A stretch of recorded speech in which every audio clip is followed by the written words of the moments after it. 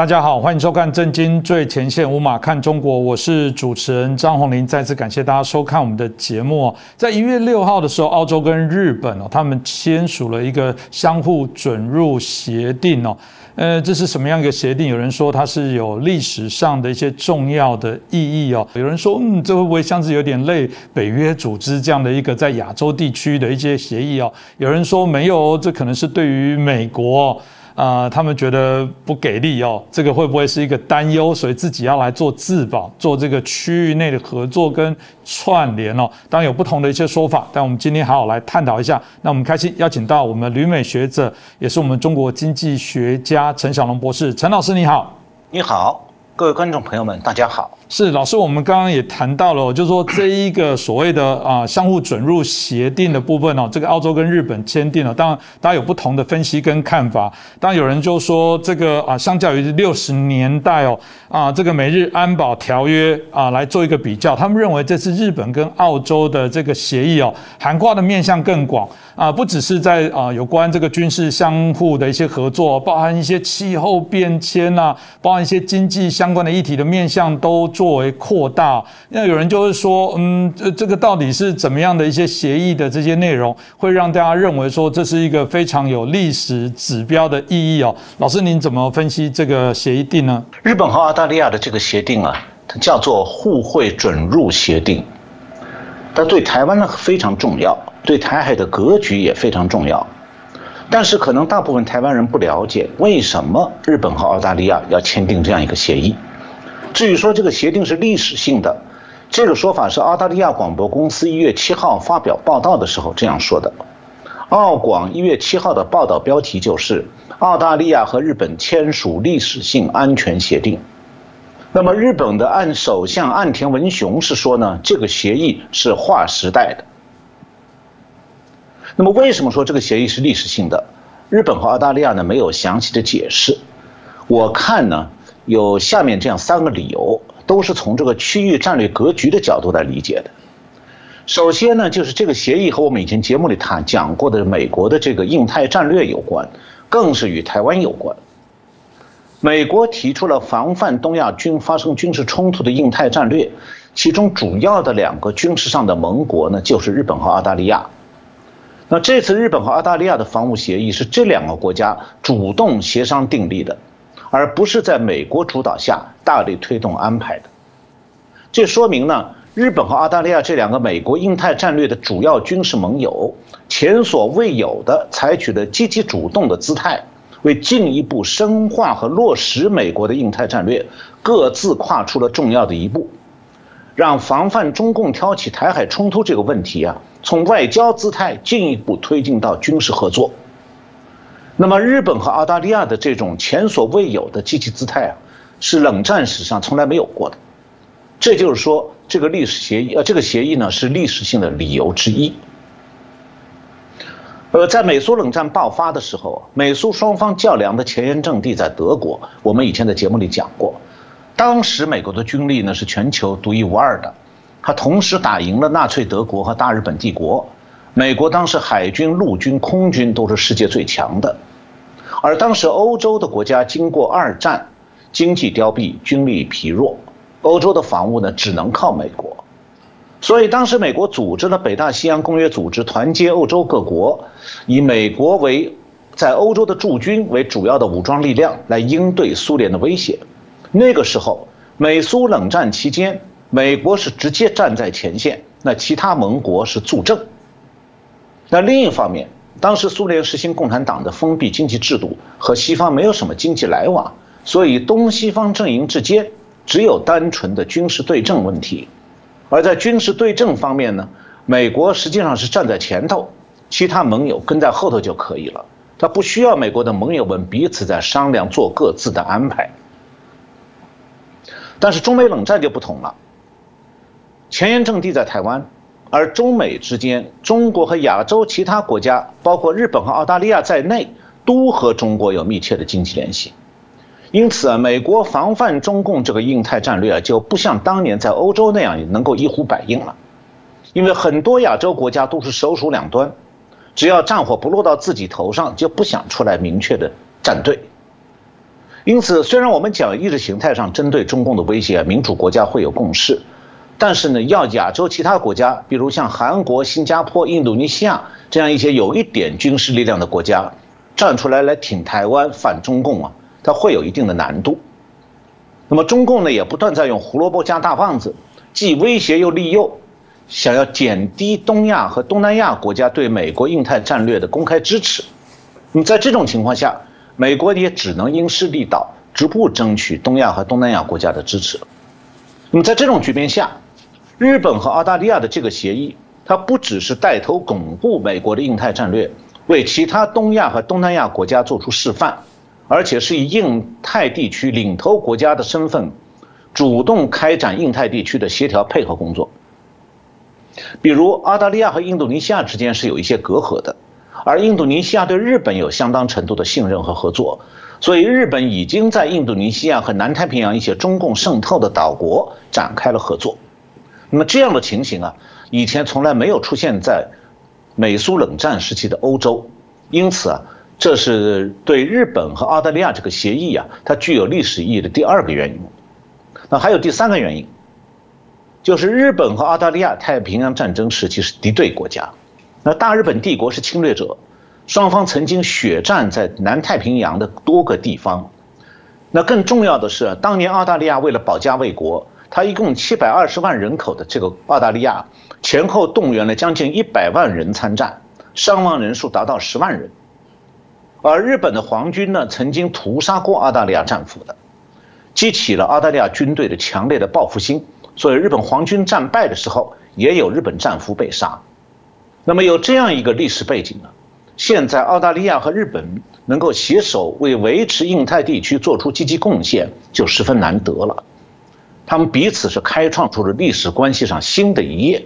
所以可以说，这是日本和澳大利亚这个协议啊，属于历史性决定的第三个理由。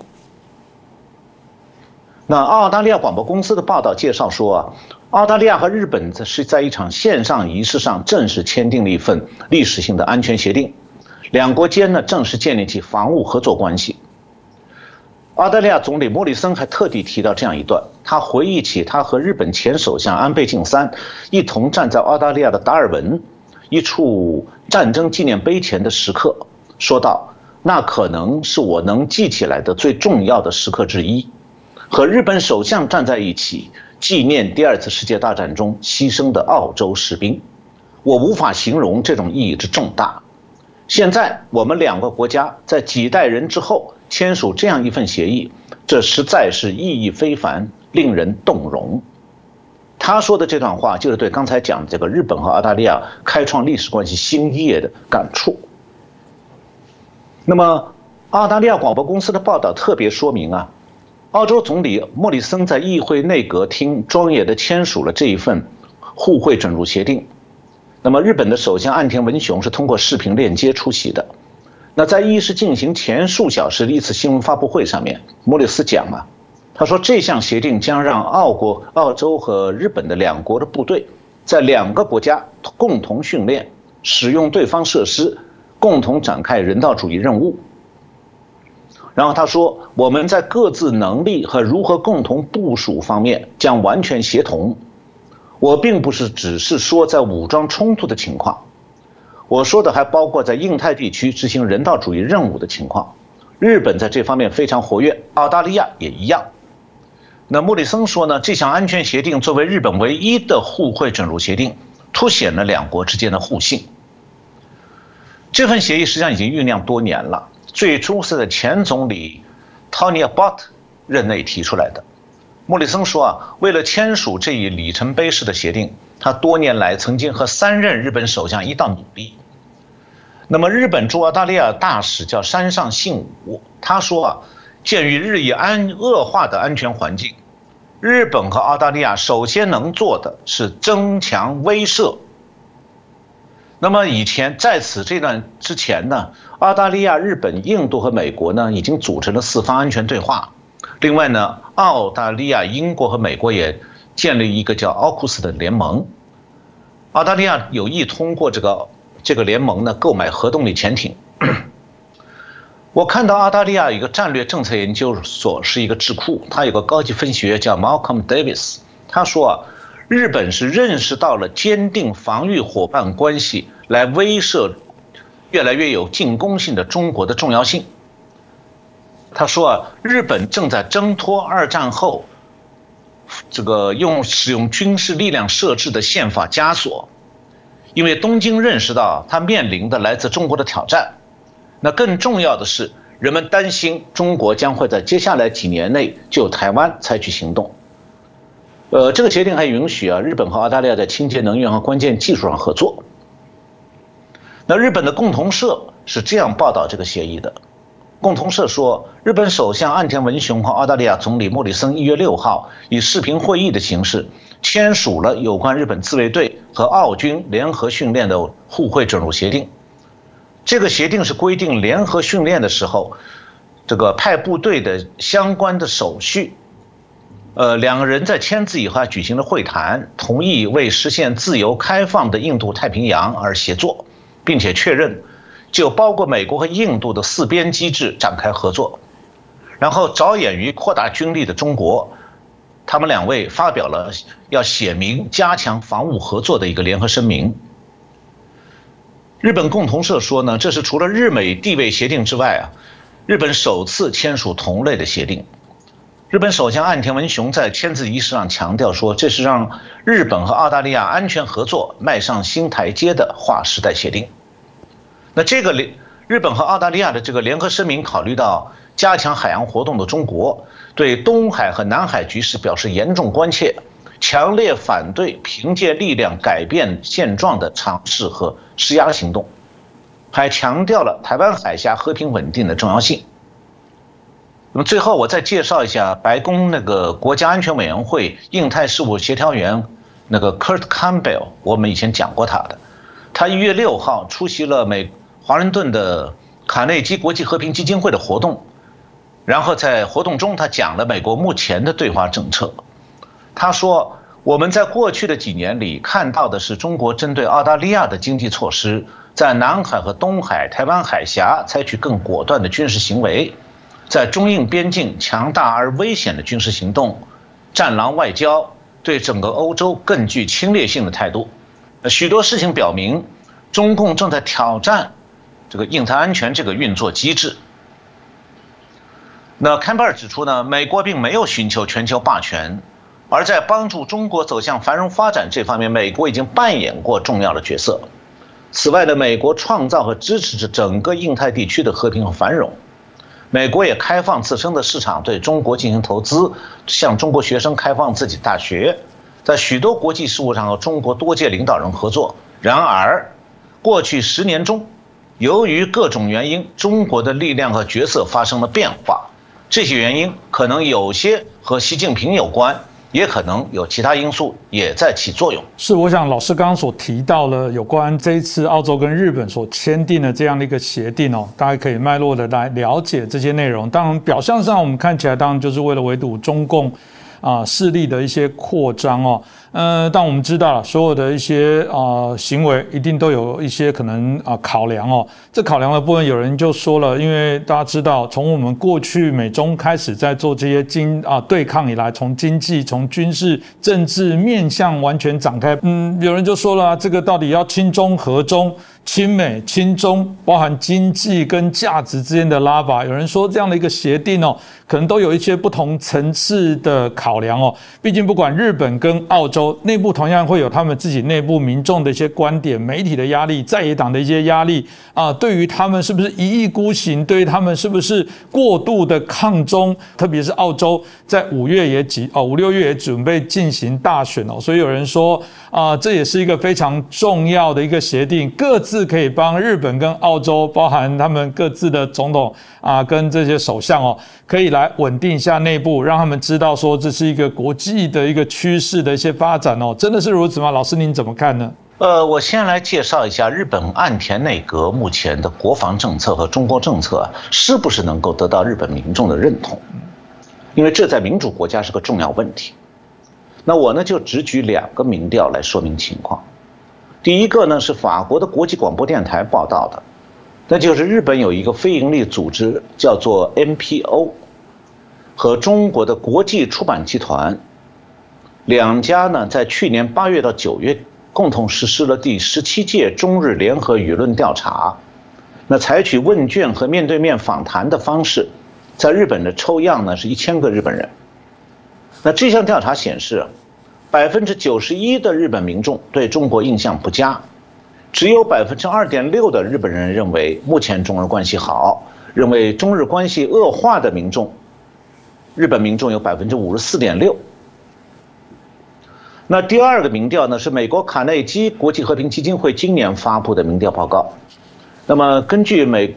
国重要的这个民意调查机构叫皮尤研究中心，它最近的民意调查，86%的日本人对中国持负面态度。那这两份报告的民调结果接近，也就是说，大部分日本人对中国是持负面看法的。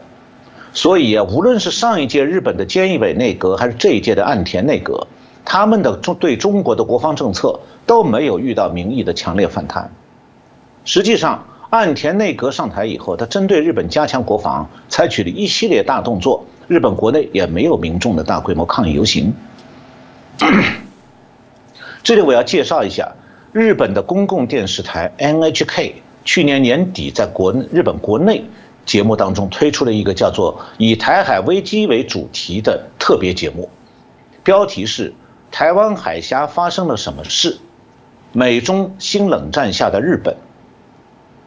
这个节目是为日本公众介绍台海危机和日本的处境的。那这个节目呢，报道了台湾面临中国武力威胁的现况，也包括近期中共军机频频干扰台湾的防空识别区，还有为了因应共军，日本各地的美军基地所采取的行动。那这个节目的一部分重要内容呢，是日本政府的退役官僚和学者组成了一个智库，叫战略研究论坛。他们做了一个战略模拟推演。美国之音采访了参与这个模拟推演的日本战略研究论坛的研究员，叫做长尾贤 Satoru Nagao。他在美国之音的采访当中就说明了中共的战略意图。他是这样讲的，他说随着中国扩大他在太平洋地区的印太地区的影响力，如果占领了台湾，中国将可以将它的影响扩展到第一岛链以外的太平洋。他认为，中国在南中国海打造人工岛，并部署舰船和战斗飞机，在飞机和舰艇的支持下，隐藏配备核导弹的潜艇。那么，攻占南海的时候，南中国海将成为中国的要塞。中国呢，将进一步把军事力量扩张到台湾的太平洋一侧。那攻占台湾的时候，中国将以南中国海的要塞和东中国海的要塞，以及太平洋一侧的解放军包围台湾。然后 NHK 的这个特别节目指出，随着中美形成新冷战局面，台海局势的影响开始扩展到日本。那驻日美军更加活跃了，日本的自卫队在日本的西南地区也开始了新的部署和演习，以便跟上美军的步伐。那么此前呢，日本自卫队的前高层也进行了模拟台湾发生冲突的情况，以便是验证到时候日本将采取何种应对措施。那么长尾贤是这样表示的，他说为了围攻台湾，中国会将美日等外国军队驱逐在第一岛链中国一侧的水域之外，因此美军和日本自卫队必须继续在第一岛链中国一侧的海域加强部署军事力量。他说，美国目前努力在第一岛链上的西南群岛，就日本的西南群岛，部署足够数量的陆基反舰导弹。那计划呢，要把美国的海军陆战队重新组建为一个陆基反舰导弹部队。日本也将部署陆基反舰导弹部队。如果中国舰艇在围攻台湾的时候靠近第一岛链，日本和美国随时可以用导弹攻击。而且当美国海军进入第一岛链中国一侧的水域时，日美导弹部队都可以提供支援。长尾贤指出日本现在计划在扩大它导弹的射程，以便在更大的范围内支援美国海军。此外呢，有消息讲，日美双方现在正在研讨一个叫做台湾海峡紧急应变计划草案。一旦台海出现紧急情况，美军就会立刻到日本设置临时基地，由日方负责提供弹药和燃料等等装备，来共同应对中国武力犯台。那么澳大利亚的民意是什么样呢？这个澳大利亚有一个研究国际关系的民间智库，叫做罗伊研究所，他一直在这方面的问题连续多年做民意调查。那从这个研究所网站上公布的历年民调资料看的话，澳大利亚人对中国和中国领导人的信任、热情和信心，从2017年开始下降，去年是创下历史新低。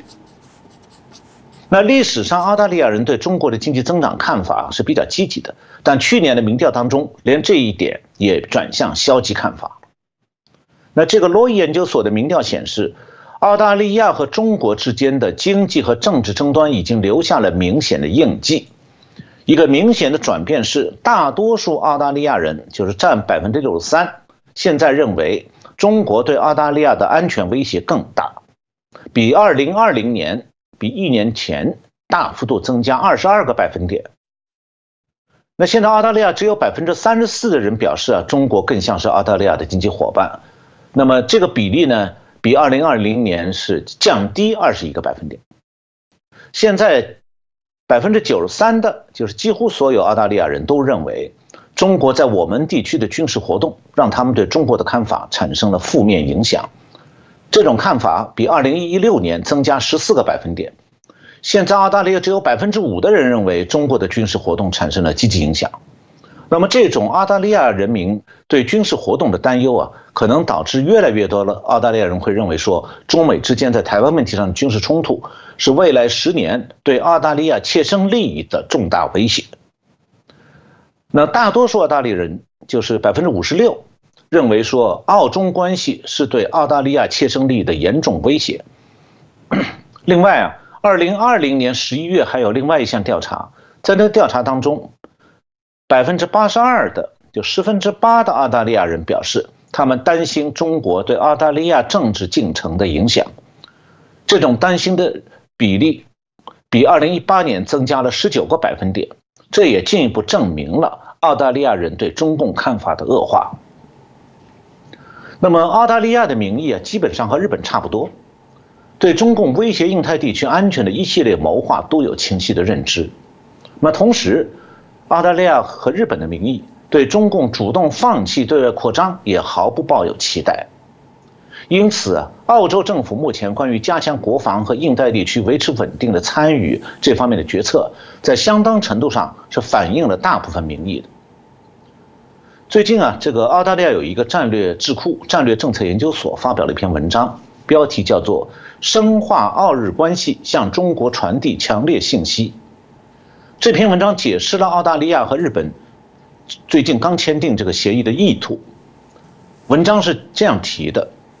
他说澳大利亚和日本关系的优势之一是我们共同提供实质内容的能力，而不是口头夸大其词而无法取得实际成果。澳大利亚和日本基于共同的战略前景和价值观，以及跨越数十年建立的信任平台，这种关系具有深厚的内涵。从表面上看，旨在实现更密切防务合作的互惠准入协议，似乎只是整理我们部队如何互动的实际细节。但对于两个认真对待法治的国家来说，这些细节很重要。就如何访问彼此的军事设施，确保港口准入、登陆权、后勤支持、安全安排和法律制度达成一致以后，我们应该期待实际的军事合作的扩大。这可能意味着我们将看到大量日本自卫队人员与澳大利亚同行和美国海军陆战队在澳大利亚的达尔文港以外的地方进行锻炼和训练。日本的联合攻击战斗机也可以进入我们的训练场执行陆上任务。澳大利亚的潜艇和军舰可以在日本的军事基地外作战。我们的特种部队可以与东南亚伙伴合作，建立专业知识。这样的话，有力地表达了两个志同道合的民主国家如何合作塑造地区的安全成果。这是两个志同道合的民主国家向这个地区传达的信息就是我们有更好的选择，而不仅仅是颤抖和服从北京的意愿。那么前面提到说，澳大利亚讲这是日本的优先事项，就是这个协议。为什么是这样？我想首先是和堪培拉一样，东京也是意识到了我们可以通过合作而不是单独行动来对地区安全施加更大的影响。东南亚是澳大利亚和日本的重要战略地区域，那中国正在全力推动东盟成员国脱离世界民主国家，并削弱他们的区域合作，但至今没有成功。通过调整我们在东南亚的外交努力，我们更有机会阻止北京把这个地区变成一系列孤立的附庸国。那澳大利亚和日本的第二个共同利益是确保我们保持美国在印太地区的参与。澳大利亚和日本选择自助而不是联盟搭便车。我们越能塑造一致的外交和安全方法，美国就越有可能继续参与。那澳日关系呢，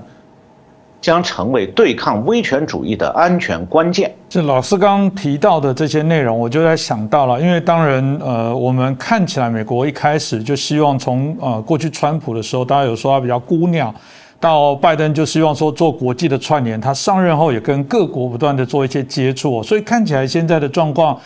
有一点是他把大家集结在一起，然后因为也清楚了对于对抗中共的这样的一个定调本来看起来是很正常啊，所以这些国家之间、联盟之间相互就做一些合作串联。有人说这样子的串联当然也会减少美国在印太的这些部署的相对的一些压力哦，但也有人说，这会不会是美国不太靠谱，所以他们开始大家彼此之间要私下做一些自保的串联，再做更紧密的合作。那老师您怎么看呢？关于这个问题啊，我们可以看这个号称白宫印太政策沙皇的坎贝尔，我们讲过他多次了。他最近1月10号在美国智库战略与国际问题研究中心发表了看法。那么这场讨论呢是一场线上讨论，是需要登记才能参加的，而美国的智库呢没有公开他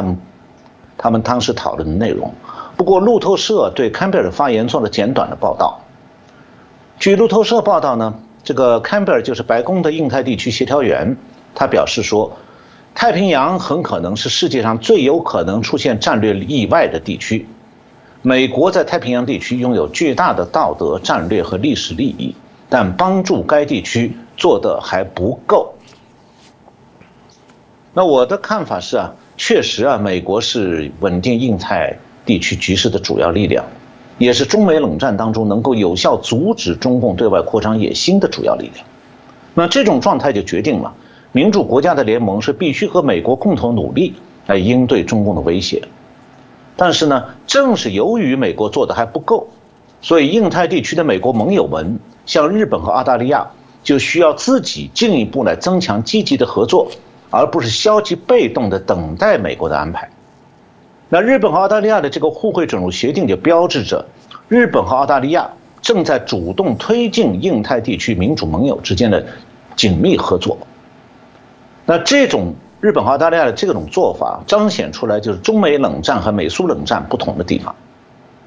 那前面我讲过，美苏冷战是2战以后爆发的，当时美国作为世界上唯一的经济和军事强国，又已经驻军在德国这个冷战前线，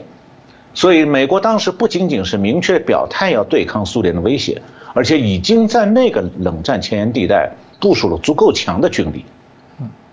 它不需要西欧其他国家之间的相互配合，也能够左右美苏冷战的局面。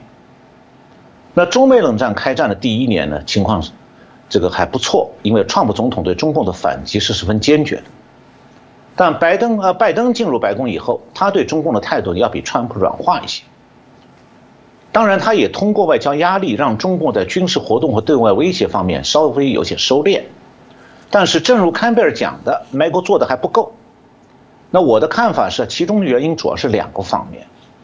第一个就是美国民主党内部现在的政治氛围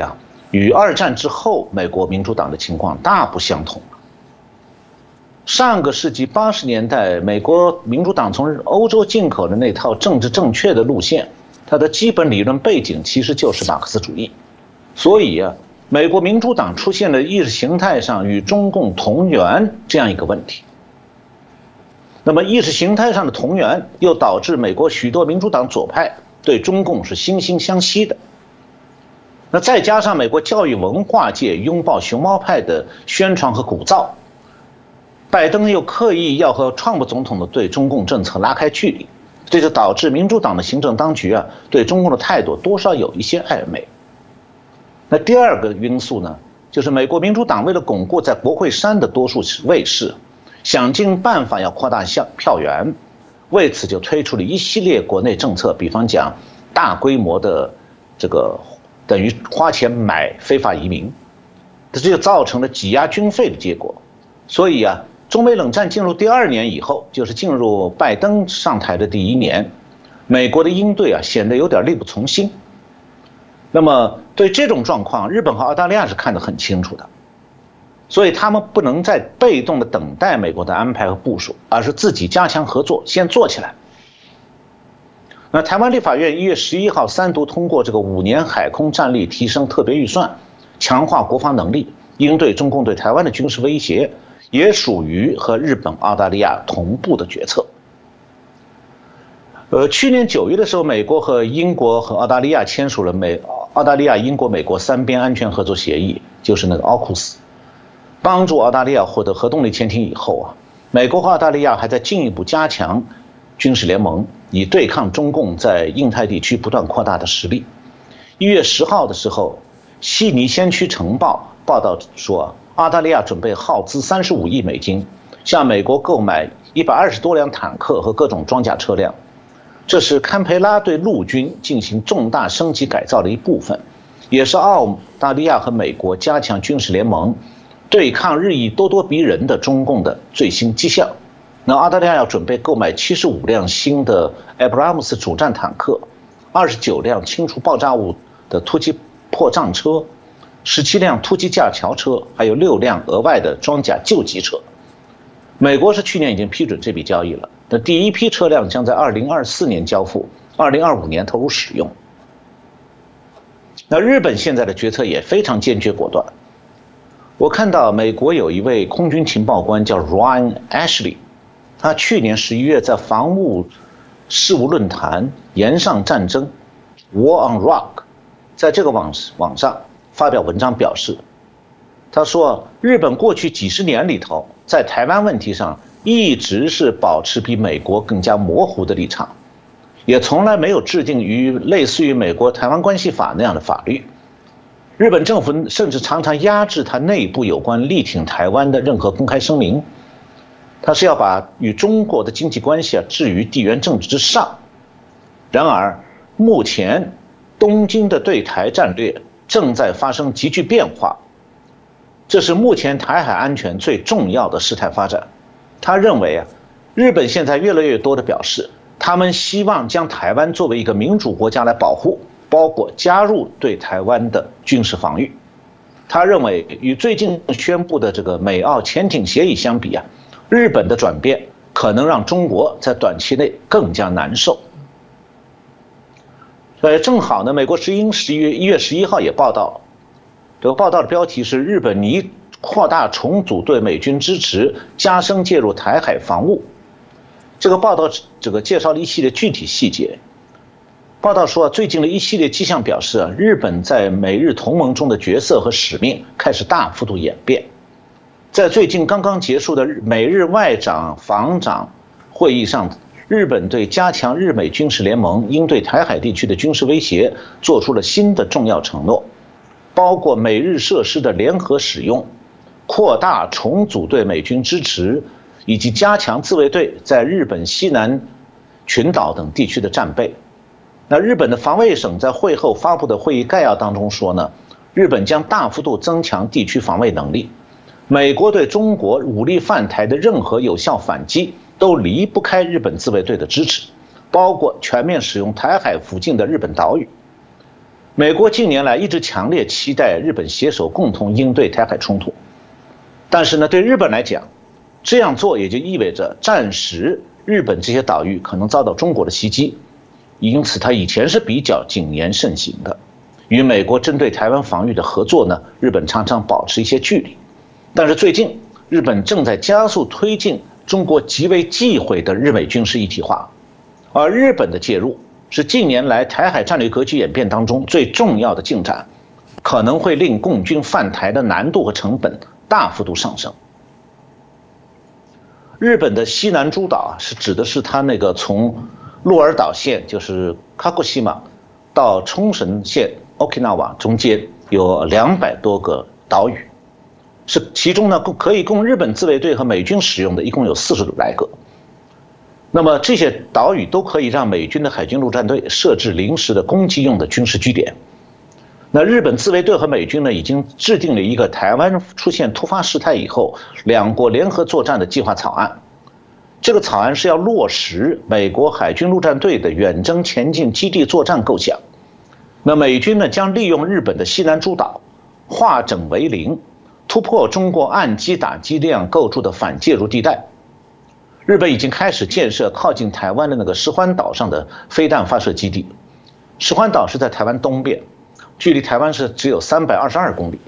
那一旦北京武力攻打台湾，在这个岛上部署的反舰和防空系统可以涵盖整个台海周边，将成为整个台湾周边区域的主要的反导力量。台湾国防部智库国防安全研究院去年12月19号在他们的国防安全双周报上也刊登文章指出了，说日本对台湾的态度已经从过去的低调模糊逐渐转为重视的方向，特别在应对台湾安保议题上，日本与美国的合作也转为明确。老师刚刚所提到的部分，我想大家也知道，日澳这份协议哦，当然就是这个协定，当然就是对于中共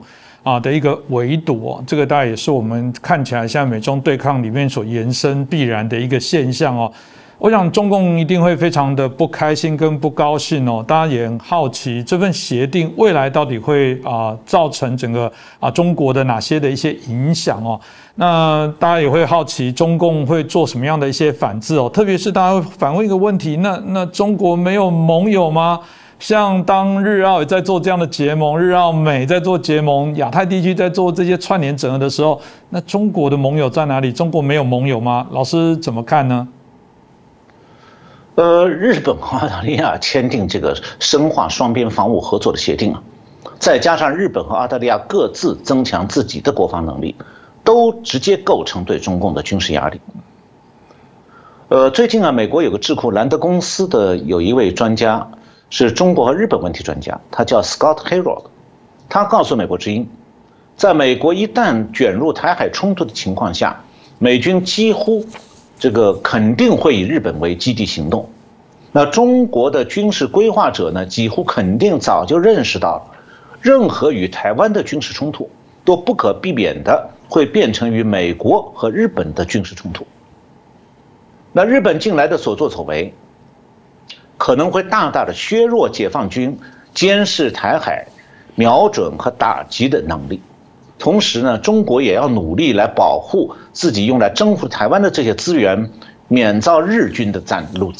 阻击和打击。所以他说，中国应对美国和台湾的挑战已经很难了，那日本的参与呢，只会让本来就非常困难的挑战变得更加困难。前面提到那位美国空军情报官阿什利也指出，一个不仅愿意允许在其领土上进行战争，并愿意以自己的军队参战的日本，可以为华盛顿和台北的威慑努力提供决定性的优势。所以对台湾来说，日本和澳大利亚开创这种新局面，台湾是第三方受益者，甚至可以说是最大的受益者。因为这个印太地区北起日本，南到澳大利亚，台湾是居中间，又是中美冷战的前沿。那么当紧靠台湾的日本和远离台湾的澳大利亚积极配合美国的印太战略，主动采取行动的时候，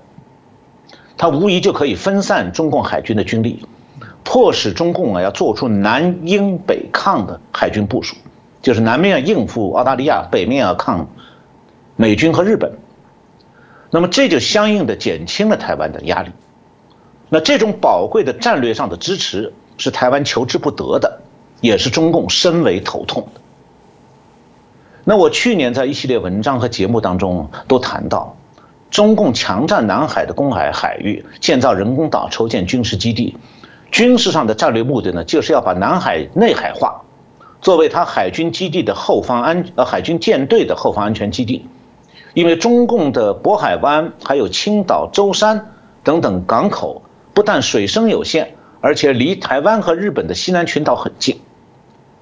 所以它海军基地海军的舰队啊，没有办法在渤海湾和东海它的各个军港安全的进行补给维修。这就是为什么他想用南海作为舰队的海上基地。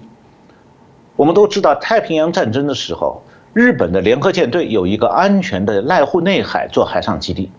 那么它庞大的舰队是可以在海上散开停泊，又有安全的外围防空网，在这个包围这个内海的陆地上。但是呢，一旦澳大利亚和日本开始了防务合作，中共的这个南海舰队的海上基地啊，就面临着两面的威胁。因为它北面呢是有日本的压力，就是这个南海它正在建的这个海上基地啊，就变成腹背受敌了。北面有日本的压力，南面有澳大利亚的压力。那美国海军从关岛出发呢，也可以随时让中共海军啊不得不面临三面包围。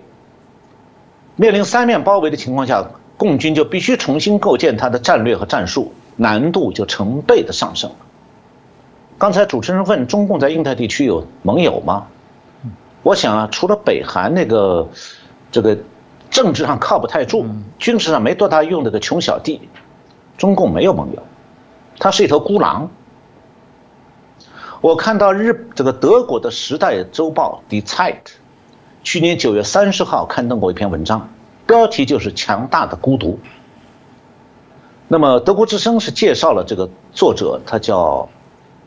Matthias Eisern， 他的主要观点，德国之声介绍，就是说他认为啊，印太地区俨然是21世纪大国地缘政治新的逐鹿之地。他介绍了美国、澳大利亚、英国最新的这个印太安全联盟，就是 AUKUS， 还有美日印澳四方安全对话，然后认为美国正在同中国的部分的在亚太地区的这个相关国家编制一张联盟的网络，对崛起的中共形成包围。眼下的华盛顿啊，当人们在这个讨论中国问题的时候，对中国的这个敌对态度的确让人联想起冷战时期的意识形态对立。然而也可以理解，就为什么中国在建立自己的合作和同盟方面会如此困难重重。尽管中国变得越来越强大，但它依然是一个没有朋友的大国。这就让我想起中国古代典籍啊，孟子当中两句话。孟子我们都知道是四书，论语、孟子、这个大学、中庸里面的一部。那孟子这个书里有两句话，叫做得道者多助，失道者寡助。那么在战国时期，儒家这个代表人物孟子的年代啊，他讲的得道失道，这个道呢是指正义和仁义。这两句话的意思是说，一个国家的君主如果站在正义仁义方面，就会得到多数人的支持帮助，而违背了道德和仁义，就必然陷于孤立。那么如今呢，世界和平民主的普世价值就是当今世界的道。那中共想要用对外扩张来把它专制恐怖的制度延伸到境外去，自然就会被孤立。所以啊，中共在经济上一时的繁荣和军事实力上的强大，丝毫改变不了它在世界上的孤立处境。那台湾呢，倒是得道多助。我们今天的节目其实讲的就是这个亘古不变的道理。谢谢我们陈小龙老师哦，很清楚的针对这次日澳在1月6号所签的这个协定的影响让我们比较清楚有个脉络来了解。当刚不断的提到说，对台湾来讲，这是对台湾有利的一个环境跟时刻。当然也因为这样的有利的环境时刻，我们也很怕中共的压力会更大，会做出更多不智的这些行为。所以我觉得台湾在许多的一些外交的手段，对于这些合纵连横的部分，怎么样在这过程当中找到一个更好的一些平衡点？我想这也是我们所有这些政治人物所有的这些朋友，包括我们的节目都努力希望来探讨出更好的一些方向。但整体来讲，我非常同意这个仁者无敌哦。我觉得如果中共这个多行不义哦，用这些暴力的、用这些非理性和平的这些手段，我想终究刚刚提到的是会被孤立、会被淘汰的。但我们期待这一天赶快到来哦！再次感谢我们陈小龙老师哦，帮我们清楚的分享这个日澳在今年一开始2022年哦，马上的这个协定对于我们亚太地区、印太地区的一些影响让大家能了解。再次感谢大家的收看哦，当然也祝福大家在疫情期间看我们戴上口罩就知道台湾的疫情又起来了，全球这一个疫情哦也不断的升温，还是希望大家平安的度过。再次感谢老师，也感谢大家的收看。谢谢主持人，谢谢我们各位观众朋友们收看我们的节目，我们下次再见。